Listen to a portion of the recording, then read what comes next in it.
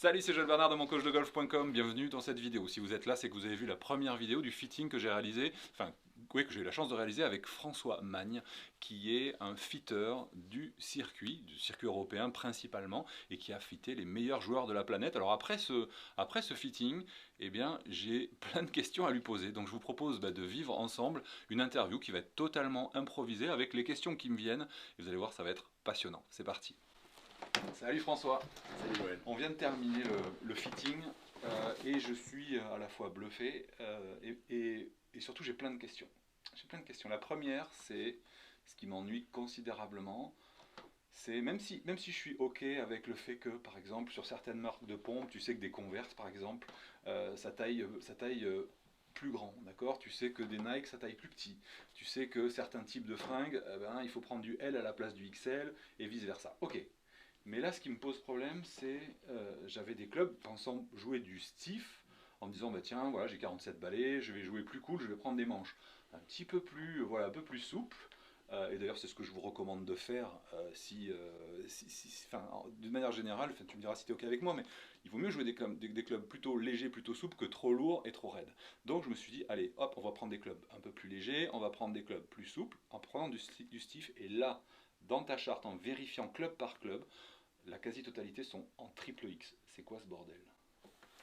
C'est quoi ce bordel? En réalité, d'abord, je suis tout à fait d'accord avec le fait de jouer des choses plutôt légères et de jouer des flexibilités plutôt en deçà de ce qu'on pense faire, ce qui représente par exemple le maximum qu'on puisse jouer. Je pense qu'il faut prendre du confort et il faut rendre les choses faciles. Un exemple, c'est que sur le Tour européen, par exemple, le poids moyen d'un shaft de driver des joueurs en Europe, c'est à peu près 67 grammes. Donc quand je vois des amateurs arriver avec des shafts de driver qui pèsent plus de 75 grammes, j'ai les cheveux qui se dressent sur la tête parce qu'ils se mettent en difficulté déjà de ce point de vue. Alors après, quand j'étais très jeune, moi je pensais que plus je jouais raide, plus ça voulait dire que j'étais bon, ce qui était une de mes grosses erreurs quand j'étais très jeune. Aujourd'hui, c'est pas ça. C'est vraiment du cas par cas et comme tu disais, il faut chercher du confort, plutôt moins de poids que ce qu'on pourrait jouer, etc. Parfait. Maintenant, en ce qui concerne les flexibilités, tu touches un point très sensible de l'industrie du manche, non pas parce que c'est mensonger, mais parce que, comme tu l'as dit pour les t-shirts, il y a des tailles différentes, et peut-être que chez je ne sais pas quelle marque, tu pourras mettre du XL, ça va tailler grand, et dans une autre marque, si tu prends du XL, ça taillera trop petit. On va prendre l'analogie qu'il y a dans la flexibilité des manches, à l'exemple que tu viens de prendre en termes de vêtements. Ouais. C'est-à-dire que dans les manches, par exemple, si on prend le catalogue de Nippon Shaft pour 2019, par exemple, qui est pour moi la plus grande marque de shaft acier de la planète, okay. Par exemple, dans ce catalogue-là, il existe une multitude de modèles. Dans ce catalogue-là, donc, il y a des familles de manches. Il y a notamment, par exemple, la famille des Zelos. Alors, il y a Zelos 6, Zelos 7, Zelos 8. Il y a la famille des NS Pro. Il y a des 750 GH, des 850 GH, des 950 GH, des 1050 GH et des 1150 GH Tour, par exemple. Et il y a la famille des Modus. Ouais. Modus 3 Tour 120, Tour 105, Tour 115, Tour 120, Tour 125 et Tour 130. Et ce que tu me disais, c'est que, ouais, tout le stock qu'on a pu voir dans la vidéo d'avant, etc., tout ce que tu as ici, toi, dans ta tronche, tu as tous les shafts, tu sais exactement à quoi ça correspond, dans quelle famille c'est, les fréquences, etc. Tout ça, c'est rangé dans ton cerveau. Mais c'est ça le métier du fitter. Le métier du fitting, c'est de trouver le meilleur matériel, le matériel le plus approprié pour une personne. Mais pour pouvoir faire ça, qu'est-ce qu'il faut faire? Il ne faut pas particulièrement connaître le TrackMan. Il faut connaître les médicaments.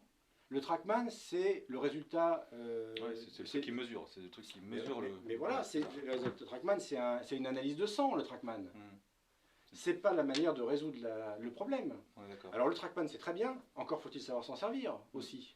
Encore faut-il savoir interpréter les chiffres. Yes. Mais pour donc optimiser les clubs de quelqu'un, pour lui permettre d'avoir plus de plaisir en jouant au golf, il faut connaître les médicaments. Les médicaments, ce sont les manches. Et les manches, c'est un monde. C'est un monde qui change tout le temps.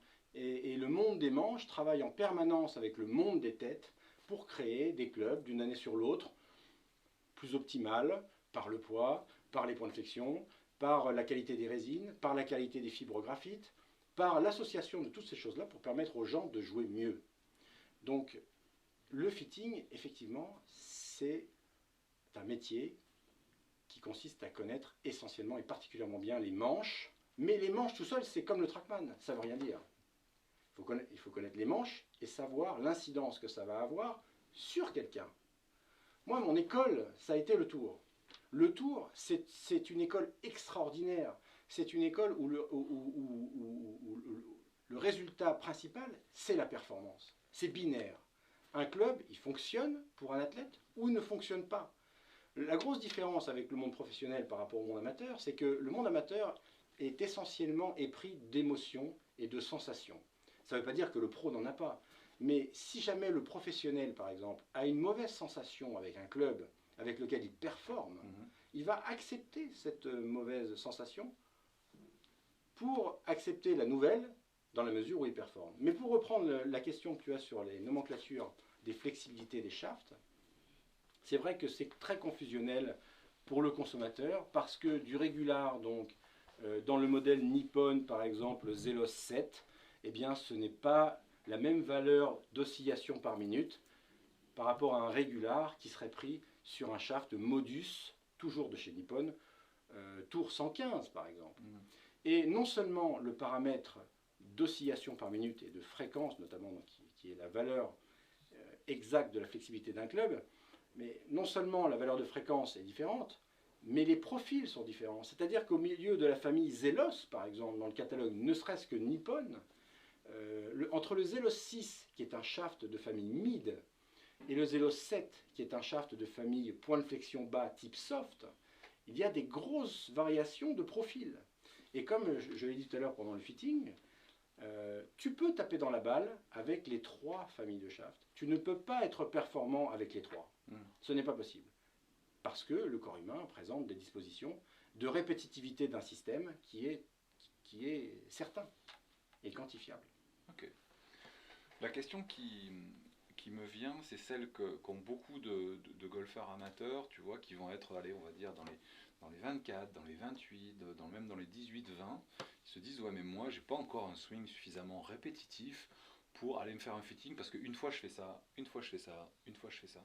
Et toi, tu parlais qu'il y avait 2 constantes, quel que soit le niveau, hein, c'est bien ça, Absolument. quel que soit le niveau, et tu te bases essentiellement sur ces 2 constantes.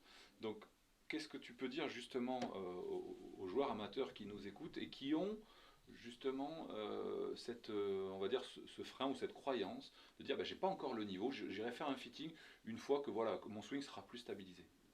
Joël, c'est une excellente question et c'est une question qui permet de répondre peut-être à la problématique que je pourrais rencontrer de ne pas recevoir suffisamment de joueurs amateurs ici dans notre enceinte, dans la mesure où les amateurs pensent justement qu'ils ne sont pas suffisamment réguliers pour venir voir un expert comme moi. En réalité, comme je te l'ai montré tout à l'heure, la vitesse de balle est une constante. Sauf que ce qui crée chez l'amateur, ou c'est chez celui qui cherche la répétitivité de sa performance, la variation qui va être la sienne, elle va être essentiellement produite par des chemins de club différents. Là, ça permet de mettre un petit point sur, par exemple, la balistique, les trajectoires. Un draw, par exemple, c'est une balle qui sort à droite de l'objectif, n'est-ce pas? Dis-moi si je me trompe, et qui revient vers l'objectif, par exemple. Donc c'est une balle qui arrive avec une face à droite, qui vient de l'intérieur. Comme elle vient de l'intérieur, cette face de club, elle va vers l'extérieur, avec une face à droite, elle va infliger un effet vers la gauche. Friction. Voilà. Une friction, effectivement. À vitesse de balle égale, si j'ai une valeur de droite vers la gauche, ou si j'ai une valeur de gauche vers la droite, ma valeur de spin latéral, elle va être différente. Comme ma valeur de spin latéral, elle va être différente, mon résultat, notamment ma profondeur de balle, va être différente. Donc mon résultat va être différent. Mais ma vitesse de balle va être similaire. Donc, en fait, c'est ce qu'on a constaté sur le drive, parce que tu m'as fait changer, on a vu que le side spin a largement diminué. Extrêmement. Ça a été net. Absolument. Ça t'a permis d'être plus répétitif dans ta gestuelle et plus naturel. Yes. Mais par rapport à ta question, oui. En fait, ce qui amène des résultats différents chez l'amateur, c'est la recherche de la perfection de son plan, de son swing, de la maîtrise de ses appuis, de son alignement, de son grip, de sa posture et de la maîtrise de son centre de gravité pendant le swing. Donc, en réalité, même si il peaufine dans son entraînement ses chemins de club. Ce qui va me permettre de réaliser des clubs sur mesure pour lui, ce sera essentiellement le paramètre vitesse de balle, qui lui est une constante. Donc même le 35 de handicap peut venir ici. Et je dirais que le 35 de handicap, si on lui met des clubs adaptés dans ses mains, eh bien ce sera quand même plus simple pour lui de trouver la bonne gestuelle, et ça va rendre les choses notamment beaucoup plus simples à tes auditeurs par exemple, et notamment pour toi, pour leur transmettre des informations techniques qui vont beaucoup plus facilement et beaucoup plus naturellement pouvoir mettre en place. Très bien, je vois parfaitement. La question qui me vient ensuite, c'est, et on me l'a posé il n'y a pas si longtemps, c'est que tu vois par exemple, c'était Luc je crois, qui disait ouais, ça fait 2 ans que je joue, on a mesuré mon swing à telle vitesse, et est-ce que dans les 6 mois, 1 an, 2 ans qui viennent, je risque pas de, en m'améliorant techniquement, est-ce que je risque pas d'augmenter ma vitesse et du coup me retrouver avec des clubs qui sont plus adaptés? Qu'est-ce que tu réponds à sa question? Moi, je l'ai répondu, mais j'aimerais bien avoir ton point de vue à toi. Absolument. En fait, sur le marché, lorsque le consommateur se fait, entre guillemets, de l'automédication à acheter du matériel de golf tout seul, oui, il tombe sur des configurations de clubs qui sont très hétérogènes les unes des autres. Ici, par exemple, sans citer de nom, j'ai une courbe de flexibilité. C'est un joueur pro, hein, tu me l'as montré tout à l'heure. Ça, c'est un joueur pro. Ouais. Donc, c'est un joueur qui sort d'un centre de fitting. Sur ce graphe-là, on devrait avoir une augmentation constante des fréquences du driver jusqu'au sandwich. Ouais, c'est ce que tu m'avais montré dans la vidéo d'avant. Ouais, il faut que ça reste entre les mêmes trucs. Et là, on voit que... Vous voyez les variations qu'il y a ici, là? Ouais. Donc, ok. Donc, ça, c'est juste terrifiant. Okay. Ça, c'est juste terrifiant pour que la personne puisse trouver une vraie répétitivité de sa gestuelle. Okay. Effectivement, dans l'apprentissage du swing de golf, quand on peaufine notamment son centre de gravité, puisque un des objectifs c'est de tourner autour de son centre pour pouvoir produire une vitesse optimale, cette chose-là, elle va changer dans le temps. Donc, petit à petit, la vitesse de balle risque d'augmenter un petit peu, mais jusqu'à un certain point. Parce que sinon, ça voudrait dire que le mode opératoire pour progresser, c'est de tous arriver à la vitesse de balle de Nicolas Colsaert. Nicolas Colsaert, il a des prédispositions, notamment dans ses fibres musculaires et autres, qui font qu'il a des caractéristiques de vitesse de balle qui sont énormes, hors normes, extraordinairement élevées. Comme des gens comme Tony Finau, ou comme J.B. Holmes, ou comme Tiger Woods, ou comme voilà, McIlroy, des joueurs exceptionnels en termes de production de vitesse de balle. Le progrès dans le jeu de golf, c'est pas fondamentalement d'augmenter à outrance sa vitesse de balle. C'est un des paramètres, effectivement, mais une personne qui mesurerait 1m48 va avoir très peu de chances de générer une vitesse de balle comme celle de Tony Finau, par exemple, qui chose du 48. Enfin, c'est un exemple un peu stupide, mais la performance au golf, elle vient dans la répétitivité des profondeurs, de la maîtrise de ses trajectoires, pas forcément de la distance. Contact, voilà. Absolument. On a d'ailleurs noté des joueurs comme Lee Westwood, qui a été numéro 1 mondial, un joueur avec lequel j'ai beaucoup travaillé d'ailleurs, qui est Luke Donald, qui est quand même loin d'être le joueur le plus long de la planète. Pour autant, il a une maîtrise ou Jordan Spieth, par exemple, qui est un joueur qui n'est pas extraordinairement long, mais ce sont des joueurs excessivement complets, très sensibles, très perceptifs. Voilà, l'amélioration au golf, elle n'est pas dans l'optimisation de la vitesse en particulier, même si, comme tu le mentionnes très justement, au fur et à mesure des années et de l'entraînement, la vitesse peut augmenter sensiblement. Mais quand je fais des clubs pour quelqu'un, donc tout à l'heure je t'expliquais que la tranche de vitesse qui caractérise une personne, c'est une tranche d'à peu près 10 miles par heure de vitesse. Ouais, c'est ça. La fourchette, elle ne bouge pas. Elle ne bouge pas beaucoup. Elle varie pas beaucoup. En fait, même si, admettons, si une personne fait par exemple 8 heures de pilates par semaine, ou une personne qui fait énormément de gainage, notamment qui revient à peu près au même, oui, elle va avoir tendance à augmenter un peu sa vitesse et par conséquent venir à bout des clubs qu'il aura fait peut-être 1 an ou 2 ans avant. Ce qui concrètement est arrivé à Johanna Klatten, que tu connais bien, je crois. Par exemple. Elle a gagné énormément de distance. Elle a gagné en distance, elle a progressé énormément physiquement. Après, le fait d'avoir par exemple, je ne parle pas de Johanna, mais le fait d'avoir par exemple une blessure ou autre peut amener à avoir des variations de vitesse de balle, mais ça, ce sont des choses que l'on maîtrise au cas par cas avec les joueurs professionnels et avec les amateurs que l'on fit. Si les gens reviennent vers nous, eh bien on adapte en permanence. C'est comme quand vous allez chez le tailleur. Si vous allez chez le tailleur et que par exemple après les fêtes de Noël, vous avez un peu trop mangé, bah évidemment votre pantalon il va vous un petit peu moins bien. Donc soit pour le costume suivant, on va réajuster la taille, soit on va ajuster la taille du costume que vous avez acheté avant, et c'est pareil avec les clubs. Ok. Mais souvent, moi, ce que j'ai répondu justement à Luc, c'est de dire aujourd'hui ta vitesse c'est ça, mais justement si tu utilises les clubs qui vont aujourd'hui avec ta vitesse, c'est ce qui va te permettre de progresser, de t'améliorer, Ah de oui. jouer de mieux en mieux, Ah oui. et donc d'accéder à une vitesse supérieure. Alors que si tu joues avec des clubs qui sont déjà faits pour une vitesse supérieure, c'est un peu comme marcher avec des chaussures en 44 alors que tu fais du 42 quoi. Absolument. Pour reprendre l'exemple du vêtement, je ne suis pas un Ouais. expert du vêtement, Moi non mais si je fais du 44 en pantalon, Mm. et que j'achète un pantalon en 42, Mm. en me disant dans 6 mois je m'en fous, je vais maigrir, plus, c'est ça. en général ce pantalon-là il reste dans le placard. Mm. Et ça a un impact assez négatif sur mon mental, parce que ça me dit que je suis trop gros, et mine de rien, bah, avec des clubs, c'est à peu près la même chose. Ouais. Si je joue des clubs trop rigides, par exemple, ce qui était ton cas lorsque tu es venu me voir, Ouais. je pense que le fait de jouer des clubs trop rigides, ça a un impact sur ta motivation, Ouais. sur ton plaisir à jouer, et sur ton entrain à jouer longtemps. Absolument. Ok François, parlons un petit peu de toi maintenant. Parce que j'ai beaucoup entendu parler de toi, seulement ça fait plus de 18 ans que tu es sur le tour. C'est bien ça. Affûté les meilleurs joueurs du monde. T'as fité, je crois, si j'ai bien entendu, 10 joueurs qui ont été numéro 1 mondial. C'est bien ça? Oui, oui, absolument, oui, en l'occurrence, oui. En l'occurrence, et t'as fité combien de joueurs pro? Allez, comme ça, à la louche. Je pense que je les ai passés au crible tous au moins une fois. Tous au moins une fois. Ouais, je pense. Excellent. J'ai un peu moins travaillé avec les joueurs français, curieusement. T'étais sur l'European Tour. Oui. Comment tu t'étais dans les camions, c'est ça?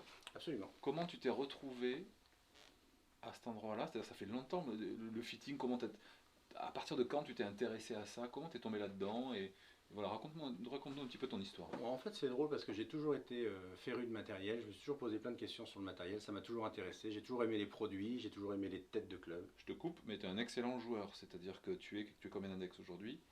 Plus 2. Tu es plus 2 d'index. Donc, à la base, tu t'y es intéressé en tant que joueur. C'est-à-dire pour améliorer tes performances à toi, je suppose? Absolument, absolument. Et ensuite, voilà. J'ai arpenté les catalogues de Shaft comme un novice aussi au tout début de ma carrière de joueur amateur, je veux dire. Enfin, je suis toujours amateur d'ailleurs. Mais c'est vrai que je me suis toujours intéressé aux grippes, aux textures, aux équilibrages. J'ai fait plein d'erreurs en faisant de l'automédication, comme peut le faire des centaines ou des milliers de joueurs aussi aujourd'hui.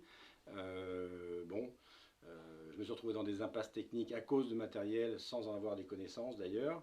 Et bon, ça m'a toujours intéressé. Ça m'a toujours intéressé, même de démonter, de remonter, voilà, d'essayer, de regarder ce que ça donne.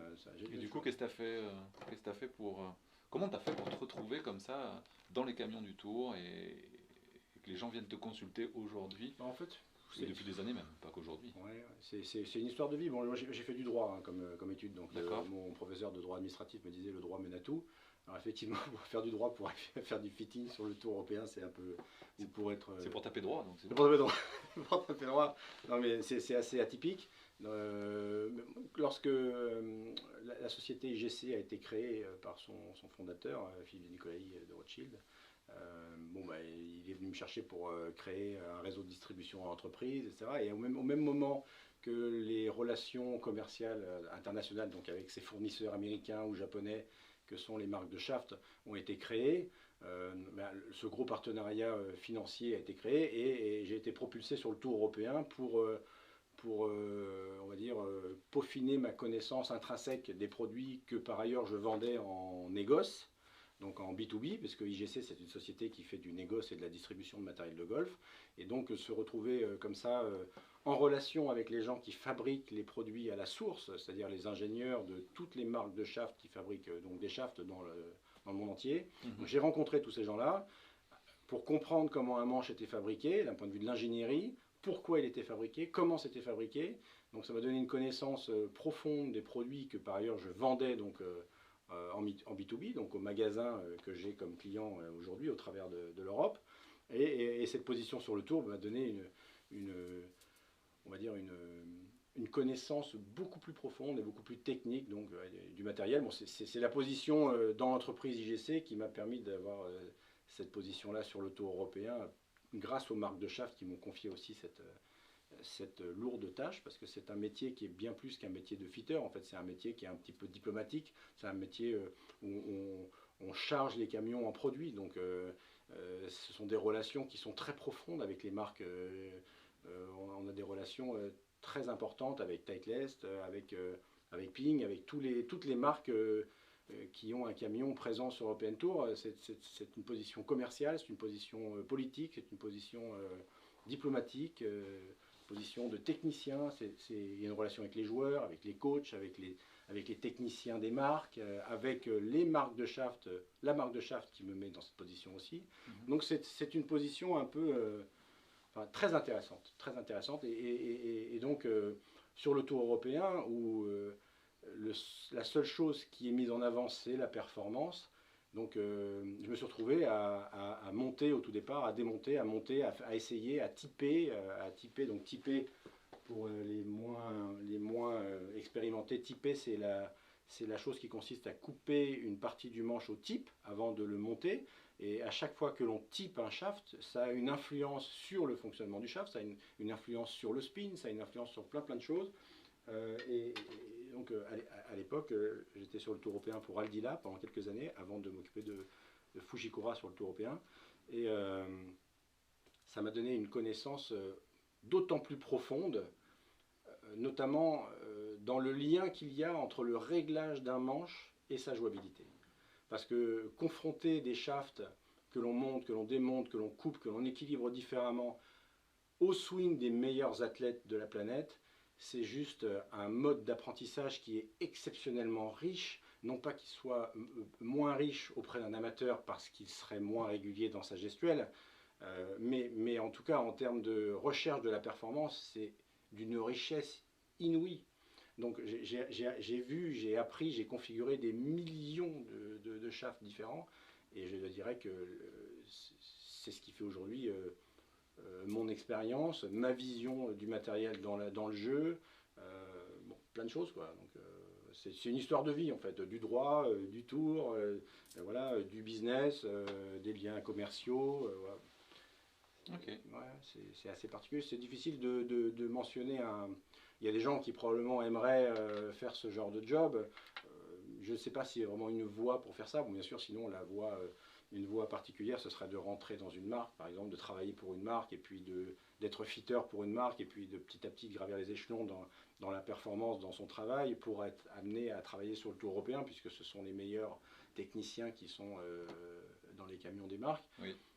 Moi, j'ai pris une autre voie, bon, et certaines de mes aptitudes font que j'ai un mode opératoire pour fitter qui est le mien. Il y a d'autres fitters, notamment il y a un très bon fitter chez Callaway par exemple, qui s'appelle Jan Dryden, qui est un excellent fitter, qui est très perceptif, qui est très sensible. Et un autre fitter, Matthias Gelver par exemple, puisque tu affectionnes particulièrement Titleist, Matthias Gelver c'est un fitter qui a des prédispositions différentes, qui a des modes opératoires pour prendre des décisions pour un athlète qui sont différentes de Jan Dryden par exemple, ou de moi. Mais le résultat, c'est que ce qui compte, c'est la performance. On peut prendre plein de chemins différents, on peut avoir 1000 richesses différentes, 1000 connaissances différentes pour arriver à ce qu'un club performe pour un athlète. Donc je dirais qu'il n'y a pas une façon de fitter, bien qu'il y ait une méthodologie quand même qui est très précise pour faire du fitting, à mon sens. Il faut être très à l'écoute, il faut être très perceptif, il faut être très ouvert, il faut connaître la balistique, il faut connaître l'optimisation de la balistique, il faut connaître les manches. Mais ce qui est important, c'est qu'à un moment donné, le fitter, il doit prendre une décision. Ce n'est pas le trackman qui prend la décision pour le fitter. Le fitter, il doit prendre une décision en corrélation avec ce que l'athlète ou la personne nous demande d'optimiser. Donc, il n'y a pas une voie pour faire ça. La mienne, elle est celle qu'elle est. Elle a permis à un grand nombre de joueurs, modestement, de performer à des niveaux extrêmes. Maintenant, il y a des tas de fitters qui font autrement. Ok. Écoute, François, un grand merci pour ta générosité et tout le partage là, que tu viens de nous proposer. J'espère que vous avez apprécié. Moi, de mon côté, je tenais à te dire que tu as changé ma perception avec l'expérience que j'ai eue. Alors là, vous avez vu cette interview, vous avez peut-être vu le fitting juste avant, mais c'est la deuxième journée que je passe avec François. Et je tenais à te dire que tu as complètement modifié la perception que j'avais du matériel. En tout cas, la proportion que le matériel pouvait avoir dans la performance, en tout cas dans les scores qu'on pouvait avoir, dans le plaisir qu'on pouvait avoir à jouer, dans le sens où je me disais, tu vois, tu prends un débutant, Tu prends un débutant, tu lui mets des clubs mais vraiment, vraiment hyper adaptés, super, super fités, mais vraiment aux petits oignons. Le mec, si c'est pas taper dans le ballon, il va pas mieux taper dans le ballon. Est-ce que tu vois ce que je veux dire? Ça va pas lui apprendre à taper des meilleurs coups, ça va lui permettre de savoir de réussir mieux avec ce qu'il sait faire déjà, ça c'est une certitude. Sauf que ça t'apprend pas à mieux taper. Et je me suis toujours dit, c'est pas la flèche qui fait l'Indien, c'est-à-dire que tu mets un débutant avec un club super performant, et tu mets un joueur professionnel, tu mets Woods en fait, tu lui donnes un club d'enfants, il va se mettre plus près du drapeau, avec plus de régularité, avec un truc qui est pourtant pas adapté. Est-ce que tu vois ce que je veux dire? Ouais, je vois, je vois. En fait, là où je veux en venir, je suis un peu long pour l'exprimer, mais là où je veux en venir, c'est que François m'a fait prendre conscience à quel point le matériel avait un impact. Aujourd'hui, je pense, à la même hauteur que celui de son niveau technique. Je m'explique. C'est-à-dire que dans mon cas, j'avais des problèmes de balles qui partaient à gauche et je l'associais naïvement à un problème de technique. Or, il s'avère que dans le fitting, sans changer de swing, enfin, sans rien changer et modifier dans ma façon de jouer, la balistique, la trajectoire, les caractéristiques de vol de balle sont modifiées. Alors que j'ai pas modifié la technique. C'est la preuve tangible que le matériel ne va pas tout régler, c'est une certitude. Si vous avez un mauvais swing, ça ne va pas vous faire des bons coups. Mais si vous avez un swing qui vous permet déjà d'obtenir des bons coups d'une manière générale, il y a de grandes chances que vous puissiez tirer un énorme parti d'un matériel qui est vraiment fité. Et c'est pour ça que aujourd'hui, je le dis sans aucun problème, je vous encourage à aller voir François. François qui est basé à Deauville.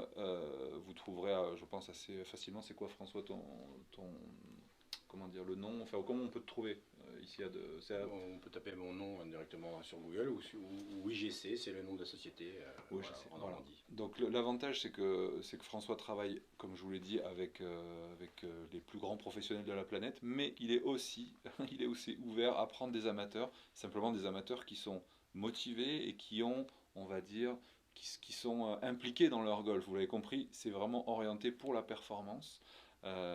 Et donc, si vous êtes dans ce cas-là, je vous invite à venir voir François. François, je te remercie beaucoup. C'était un plaisir ces 2 jours passés avec toi. Merci beaucoup, Joël. Ça m'a fait très plaisir de te recevoir. Du petit lait, comme dirait l'autre. Je vous dis à très bientôt sur moncoachdegolf.com. Bye bye les amis.